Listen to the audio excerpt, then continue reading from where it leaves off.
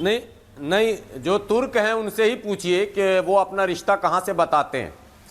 तुर्क जो बिरादरी है उनसे पूछिए कि वो अपना संबंध कहाँ से बताते हैं। सैयद जो है उनसे पूछिए कि अपना संबंध कहाँ से बताते हैं। और देखिए ये केवल मुसलमानों में नहीं है, ये भारत की पूरी सामाजिक व्यवस्था में। सुनिए, अभी अभी अभी अभी हमारे मेहरुद्दीन भाई कह रहे थे तेरा मेरा रिश्ता क्या, तो इनसे पूछिए ना असदुद्दीन ओवैसी साहब का और मौलाना सज्जाद महाराष्ट्र चुनाव में क्या रिश्ता था। हाँ अच्छा, तो फिर चुनाव हरवाने का आरोप क्यों, लिफाफा का आरोप क्यों? आपके नेता ने मौलाना सज्जाद नुमानी को लिफाफा छाप कह दिया, तो जब रिश्ता था ही तो लिफाफा छाप कैसे हो गए?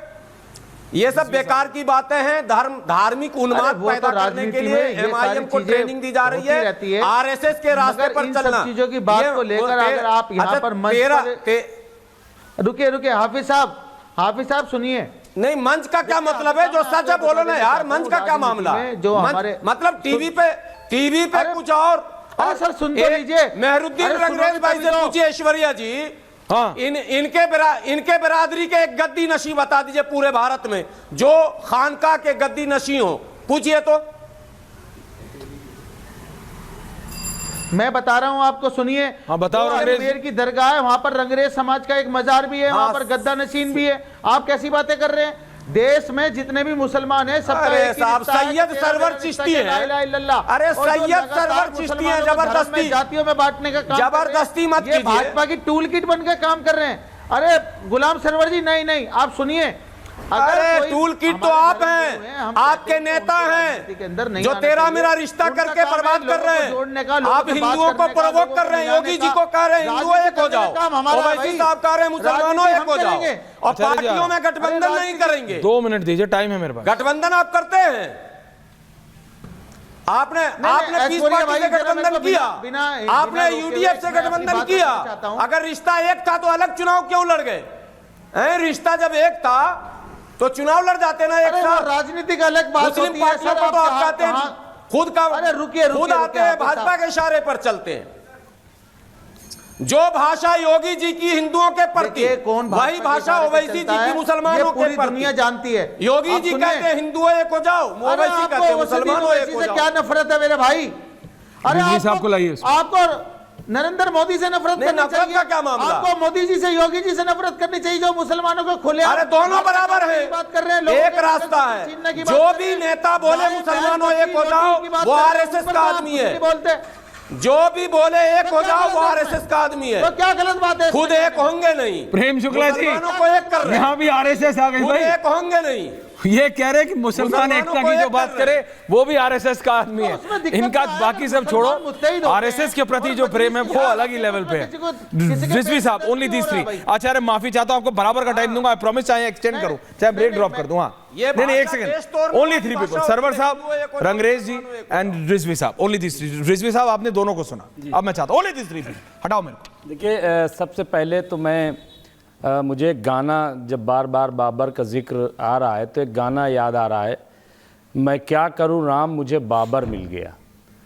तो ऐसा लग रहा है कि जैसे एक बहुत बड़ी उत्पत्ति, ये 21वीं सदी की एक बहुत बड़ी उत्पत्ति हो गई कि 16वीं सदी की कोई धरोहर थी बाबर नाम की, वो सामने आ गई। और ये ऐसा लग रहा है कि बहुत बड़ा खजाना हाथ लग गया है भाजपा के, और उसी की वजह से अब वो पूरे चुनाव में, तमाम कामों में, अब अगर मंदिर की बात होगी तो बाबर आ जाएंगे, राजनीति की बात होगी तो बाबर आ जाएंगे, हाँ अगर सामाजिक बात होगी तब भी बाबर आ जाएंगे। तो ये इतनी बड़ी उपलब्धि भाजपा की है इस 10-12-11 साल में केंद्र की, और 7 साल सरकार की योगी जी की। तो इससे वो चुनाव जीतना चाहते हैं। अब जो बात आप कह रहे थे, मैं उस पर आऊँगा। अभी हमारे सरवर भाई कह रहे थे, कुरान के एक आयत है, वातसमू बिहब्लिल्लाहि जमीअन वला तफर्रकू, और तुम सब मिलकर अल्लाह की रस्सी को मजबूती से पकड़ लो, तफरका अंदाजी न करो।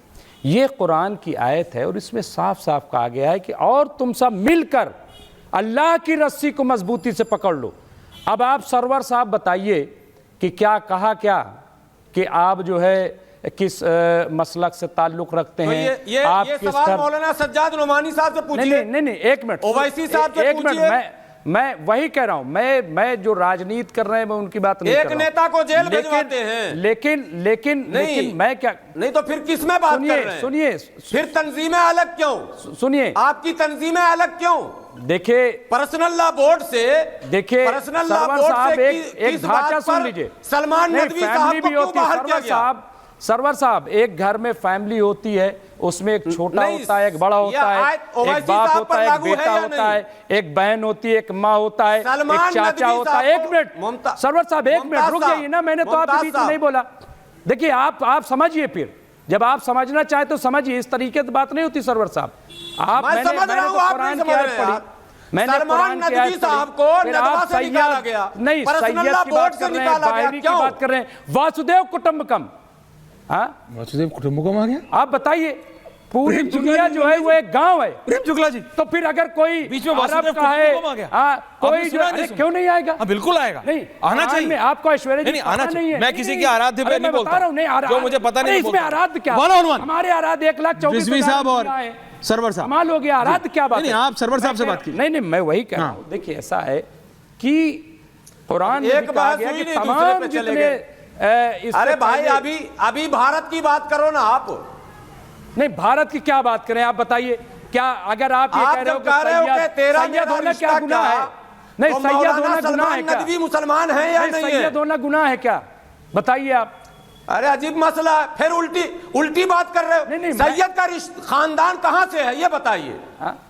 नहीं, सैयद का खानदान जो है वो हुजूर सल्लल्लाहु अलैहि वसल्लम के घर से है। जनाब फातिमा की तो हो गई बात, फातिमा जो हो गई बात, सल्लल्लाहु अलैहि वसल्लम बेटी थी, और मौला अली जो है वो उनके चचादार भाई तो फिर जनाब फातिमा के शौहर थे, और उनसे नस्ल चली। अव्वल इमाम अली अलैहिस्सलाम, हसन अलैहिस्सलाम, हुसैन अलैहिस्सलाम, बाकर अलैहिस्सलाम, मूसा काजिम अलैहिस्सलाम, जाफर सादिक अलैहिस्सलाम।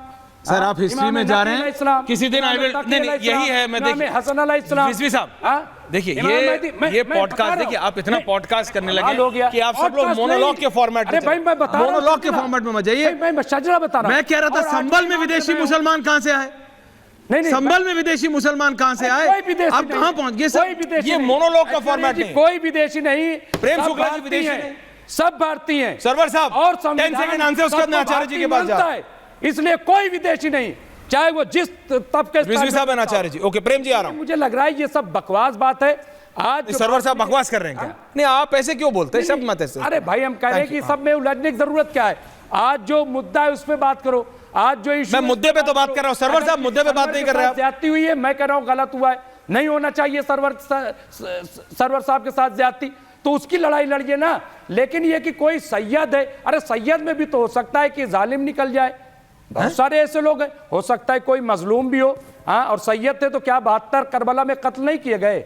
सैयद तो थे, क्या उनके साथ जुल्म नहीं हुआ? सबसे ज्यादा अगर मजहबी एतबार से देखें तो मजलूम कौन है? जो सैयद है, जिनको 72 करबला में। संभल की बात मैं कर रहा हूं, आप कहां चले जा रहे हैं? आप बताइए 72 जो। सरवर साहब जल्दी 30 सेकंड आंसर। अब इतना नहीं सर, आप हिस्ट्री क्लास मत पढ़ाइए अभी यहाँ पे आप। हाँ, मैं संभल की बात कर रहा हूं, आप बिल्कुल हिस्ट्री में चले जाते। संभल साहब